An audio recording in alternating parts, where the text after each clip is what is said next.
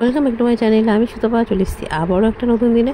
কেমন আছে তোমরা? নিশ্চয়ই ভালো আছো, আমিও ভালো আছি। সব কাজ টাজ করে স্নান করে চলে এসেছি রান্নাঘরে। দেখো, আর এদিকে বসিয়ে দিয়েছি চা।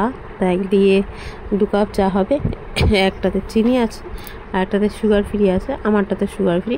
এটা তোমাদের সামনে দেখাই না, তা আজকে ক্যামেরা ধরা পড়ে গেল। তা কে কে চা খাবে চলে আসো। দেখতে পাচ্ছ, চা খেতে বসে থাকলে হবে না, তা চা নিয়ে চলে এলাম রান্নাঘরে। তা দেখো, ভাত বসিয়েছি, তার মধ্যে দিলাম পেঁপে আর আলু, ভাতে দিয়ে দিলাম। বুঝতে পারছো? দেখো ভাত আমার হয়ে গেছে, মধ্যেখানে তোমাদের দেখানো হয়নি। তা বসিয়ে দিলাম কড়াই, তার মধ্যে দিলাম গরম জল করার জন্য, সকালবেলা টিফিন করব। তা দেখো জলটা গরম ঢেলে দিলাম, আর জলটা কড়াইটা গরম ছিল বলে পাশটাতে মানে এমন ছেঁচা করছিল, দিয়ে সারাটা জায়গায় ছিটে গেল। তা দেখো একটা ম্যাগি নিয়ে নিয়েছি, গরম জলে একটু ভিজিয়ে রাখবো, ততক্ষণ আমি কাটাকাটিগুলো করে নেবো। বুঝতে পারছো? এ দেখো গরম জলে ভিজানো ছোটো ম্যাগিগুলো কি সুন্দর ফুলে আরও বেশি অনেকটা হয়ে গেছে।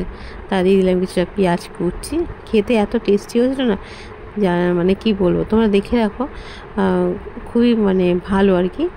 পেঁয়াজ কুচি তোমার, তারপরে ধনেপাতা কুচি, তার মধ্যে দিলাম তোমার ভুট্টা, মানে কচি ভুট্টা যেটাকে বলে, এটা বুঝতে পারছো, যেটা কাঁচা নিয়ে এসেছিলো বাড়িতে সেটাই কিছু দিলাম।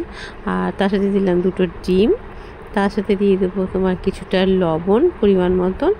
এদিকে মিট মশলার যে মশলাটা সেটাও দিয়ে দেবো, ম্যাগির মশলা মিট মশলা দুটোই অল্প অল্প দিয়ে দেবো। বুঝতে পারছো? তাহলে কি ওই জিনিসটা আরও বেশি ভালো হবে। আর তার সাথে দিলাম কিছুটা তোমার ক্যাপসিকাম কুচি। এবার ওটাকে ভালো করে মিশিয়ে নেবো। তার আগে কড়াইটা বসিয়ে দিলাম, কড়াই গরম হয়ে গেছে, দিয়ে দিলাম সাদা তেল, যেহেতু ভাজবো তার জন্য। এবার ভালো করে সবগুলো একসাথে মিশিয়ে নিই, যাতে নুনটা সব জায়গায় পৌঁছে যায় খুব সুন্দরভাবে। আর দেখতে দেখেছো কি সুন্দর লাগছে, খেতেও কিন্তু এতটাই সুস্বাদু হয়েছিল, বুঝতে পারছো? আর তোমার ভুট্টাটা না মানে এত সুন্দর গলে গেছে, মানে কি বলবো, পুরো মুখে মিশে গেছে, জানো তো। এবার কড়াইতে দিয়ে আমি একটু চামচের সাহায্যে খুব সুন্দরভাবে ছড়িয়ে দিলাম চারিদিকটা, জানো তো। এই দেখো একদিকটা হয়ে গেছে, বুঝতে পারছি যে না এখন উল্টাতে পারবো। তারপরে উল্টে দিলাম, আর গ্যাসটা কিন্তু পুরো লো, ঠিক আছে? বাড়ি দিলে তো পুড়ে যাবে, তাই দেখো আমি একটু বাড়ি দিয়েছিলাম বলে তাই একটু ধরে গেছে। এবার এরপর দিয়ে দেবো একটা চিজ। দেখো চিজটা আমি গ্রেটারের সাহায্যে দেবো, তার যাতে সব জায়গায় খুব সুন্দরভাবে পৌঁছে যায়। আর চিজ দেওয়ার পরে তো একটু ঢাকা না দিলে হবে না, চিজটা গলবে না, তার জন্য একটু দিয়ে দিলাম ঢাকা। যেমনভাবে করলাম তোমরা এরকমভাবে আরও অনেক রকম সবজি দিয়ে করো, বেশ পিৎজা টাইপের, খেতে কিন্তু দুর্দান্ত টেস্ট হয়েছিল, জানো কি বলবো, এতটাই টেস্ট হয়েছিল মানে মনে হবে যে না আবার বানাই এরকম। তা দেখো চিজটা তো গলে গেছে, তার মানে হয়ে গেছে, তুলে দিলাম থালায়। এবার মেয়ে কাটছে, আমি বলছি জানো happy birthday to you. Pizza tiffin হচ্ছে আমাদের আজকে, দিয়ে আমি বলছি হ্যাপি বার্থডে টু এরকম বলছি। আর ও ছুরির সাথে খুব সুন্দরভাবে কেটে নিয়েছে, কাটাটাও যেমন পিৎজা কাটে না সেরকম কাটা। তুমি দেখো দেখতেও কিন্তু খুবই সুন্দর লাগছে কি না তোমরা কমেন্টে বলো। আর সুন্দরভাবে পিস পিস করে কেটে নিয়েছি, আর খুব সুন্দর দেখো ছেড়েও গেছে। ওপিরটাও খুব সুন্দরই আছে, এই ওপরটাই একটু লাল হয়েছিল কিন্তু খুব একটা লাল হয়নি, বেশ ভালো লাগছে, বুঝতে পারছো?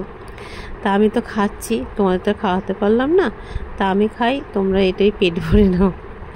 আর হেভি টেস্ট হয়েছিল, হেভি টেস্ট। প্রথমে এক পিস খাওয়া হয়ে গেছে, তারপর আমি দাঁড়া একটু ভিডিও করি, তোমাদের দেখাই, তাহলে তোমাদের দেখালাম।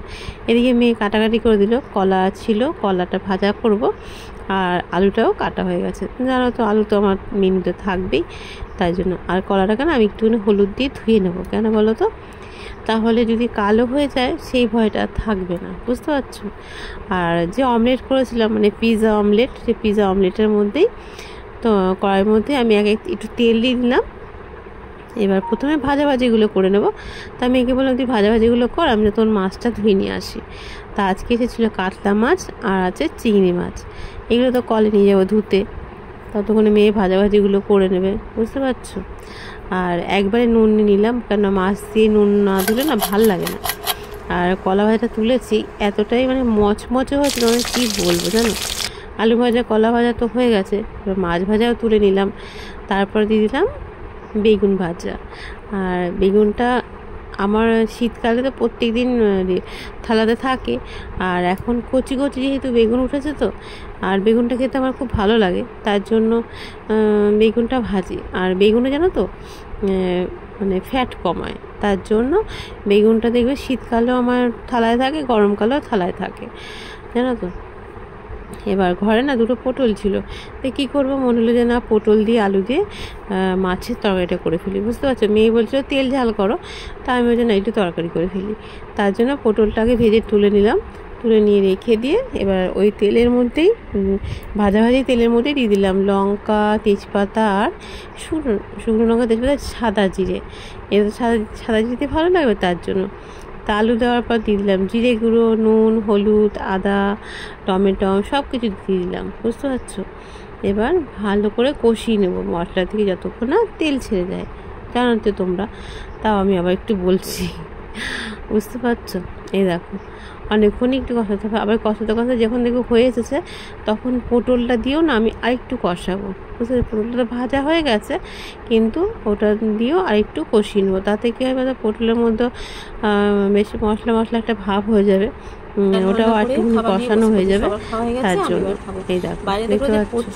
আর অনবরত নিয়ে যাচ্ছি, গ্যাসটা রেখেছি হাইয়ে, কেন তরকারি করতে গেলে দেবে গ্যাসটা একটু হাই করে দিলেই বেশ ভালো হয়, কিন্তু তোমার হাত আর চোখ দুটোই থাকবে কড়াইতে, কন্টিনিউ নাড়ছি আর চোখ দিয়ে তাকিয়ে আছি।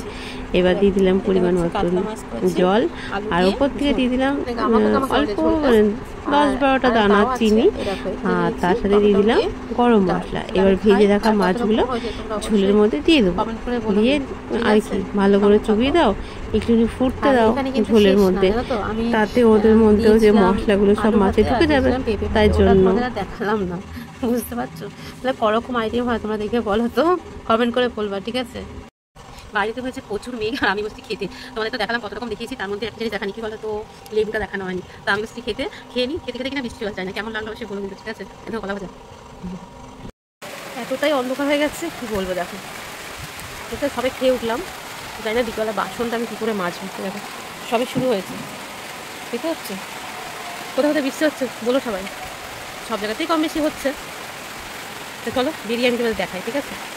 তো বললাম খেতে খেতে বৃষ্টি চলে আসছে, তো দেখো এখন ঘড়িতে বাজে 4টে বাজে 10 মিনিট বাকি, মানে 3:40 বাজে। দেখো বাড়িটা মনে হচ্ছে পুরো সন্ধে হয়ে গেছে, দেখতে পাচ্ছ, রীতিমাতার ঝড় উঠে গেছে।